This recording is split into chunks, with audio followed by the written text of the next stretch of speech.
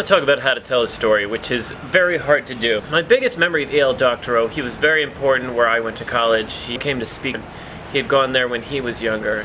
He had that in his mind that this was a staunch school of hardworking theoreticians or something. So he begins his lecture and he says, since I'm back home, I want to focus on the hard stuff. And he begins this long, involved lecture about religion and politics. And the audience just stood there like, we have this famous writer coming, he's going to tell us about famous stuff. So E.L. Doctorow was going and going and going, and then at one point you could just feel the audience shift, and that is what happens in a good story. A good story should be so good that it makes changes within the person telling the story while they're saying it, whether they break down emotionally, whether they laugh, whether they seem to change their opinion as they go through the story. That's what makes a good story. And all of a sudden he goes, you know, in my day here, this auditorium was the biggest building on campus, but it was our basketball gym.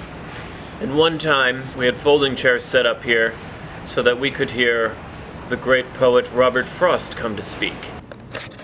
Robert Frost is reading Road Less Traveled By. Really misunderstood poem that really refers to indecision and always wondering if you took the wrong road or path in life. It was based on a discussion with a friend. He sent that poem off to a friend, and that friend decided to join World War I and then died. So maybe not make that your guiding light. In those days at Kenyon, we had sort of pre-beats, black turtlenecks, cigarettes, etc.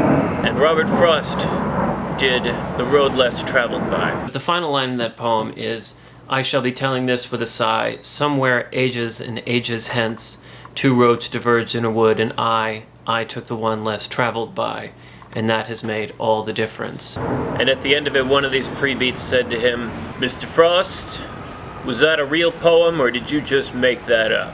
The whole crowd laughs, and he goes back into it, and he starts just telling stories and relating. That's the beautiful thing. That's what I'm going to miss about E.L. Doctorow. I say this because when I came back to Kenyon, I told that story to the students. And one of them asked me later, how do you know if your writing is any good?